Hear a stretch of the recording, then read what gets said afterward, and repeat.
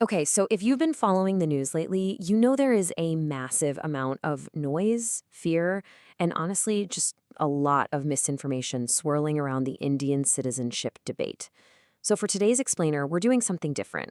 We are tossing the politics completely out the window. We're going to act as your legal guide to untangle this giant paper maze using strictly the facts, the legal statutes, and the actual source material. Let's get right into it. Here is our roadmap to clear up the confusion step by step. We'll hit the spark of confusion, what is in your wallet, nationality versus citizenship, the true citizenship test, who can demand proof, and finally, why no single ID card. Section 1. The spark of confusion, how a single statement ignited a national debate. So, the current wave of anxiety really kicked off after those intensive voter verification drives. Remember when millions of people unexpectedly lost their names on the voter lists?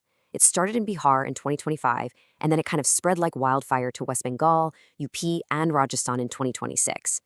Amidst all this absolute panic, someone asked the Ministry of External Affairs a very logical question. Hey, can these affected voters just show their Indian passports to get back on the lists? Well, the ministry gave this explosive legal clarification.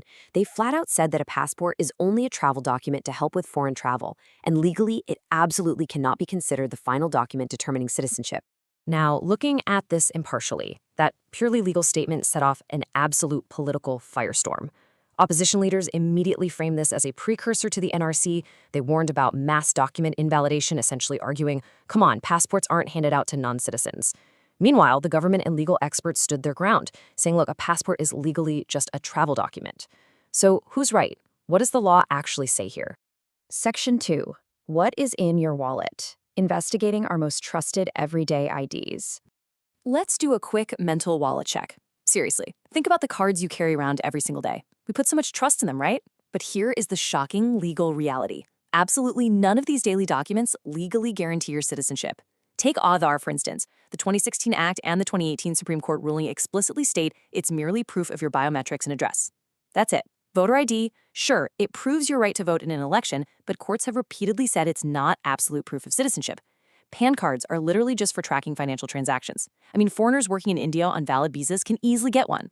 And your driving license? Well, that just proves you know how to drive a car on public roads without crashing. And what's really fascinating is how the actual law completely debunks the political claim that passports are exclusively for citizens.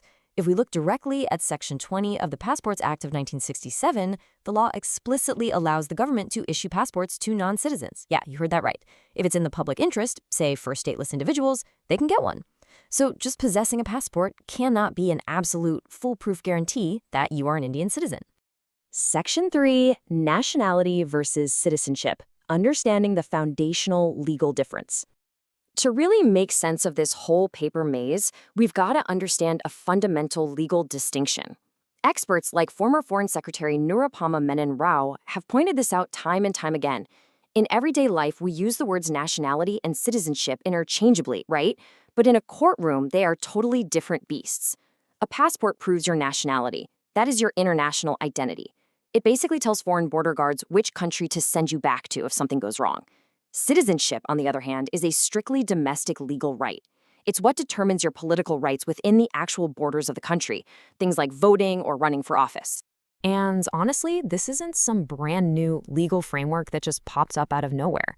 This is a decades-old legal standard that predates the current government. Just look at this 2013 case in the Bombay High Court. 4 Bangladeshi nationals were caught, and they actually possessed Indian passports, Aadhaar cards, and birth certificates. Despite hoarding all of these official documents, the court still convicted them of illegal infiltration. The ruling made it crystal clear, just hoarding documents doesn't magically make you a citizen. Only the Citizenship Act of 1955 does. Section 4. The True Citizenship Test. How the law actually defines an Indian citizen. Okay, so this brings us to the real core of this explainer. If our everyday IDs aren't absolute proof, what is the actual test for the 99% of Indians who acquired their citizenship by birth? Well, prepare yourself for the grand irony of the Indian system. Back in 2019, the government admitted that we literally do not have a universal citizenship certificate for natural-born citizens. Think about that. If you're a foreigner who naturalizes, you get this beautiful official certificate. But if you were born here, you get nothing. because there's no single magical piece of paper. You have to rely on historical cutoffs in the law to prove your status. Let's look at how this builds over time, because the rules definitely get stricter depending on your birth year. So if you were born between 1950 and 1987, you're in luck. Just being born in India is enough. But if your birth year falls between 1987 and 2004, things get a bit tougher. You need your birth certificate, plus you got to prove that at least one of your parents is an Indian citizen. And if you were born after 2004, oh boy, you need proof that you were born here, and you have to prove that both of your parents are Indian citizens. And because you have to prove your parents' status, the courts rely on something called the totality of evidence, or what's known as the Dastavazone chain. Think of it like a giant historical matching game. Similar to the Assam NRC process, you have to dig up older ancestral records, like vintage land deeds or old voter lists, and then you have to provide a second set of documents, like your birth certificate, that legally links you to those exact ancestors. It is this exhaustive, unbroken chain that courts ultimately use to determine if you are a citizen. Section 5. Who can demand proof? The authorities empowered to question your status. Now, because this process is so intricate, it's absolutely crucial to know exactly who actually holds the legal power to demand this proof from you. I mean, it's not like just anyone can knock on your door and demand to see your family tree. There are 3 specific authorities backed by different laws and validated by the Supreme Court. First up, you have the local registrar. Under the 2003 rules, they can mark individuals as doubtful during national registries. Second, the Election Commission. They actually have the power to demand documents to verify if you're legally eligible to vote. And third, the foreigners' tribunals. These are really powerful quasi-judicial bodies that handle cases bumped up to them by Border Police or the Election Commission. And guys, here is honestly the most daunting legal reality of this entire process. You know how in normal criminal law, you're innocent until proven guilty? The state has to do the hard work to prove you committed a crime. Well, citizenship disputes are completely different. Under Section 9 of the Foreigners Act of 1946, they use what's called a reverse burden of proof. The state doesn't have to prove you're a foreigner. Actually, scratch that. It's worse. You are legally obligated to present that entire totality of evidence to prove that you are an Indian citizen. The whole weight of proof rests squarely on your shoulders. Section 6. Why no single ID card? The terrifying reality of document forgery.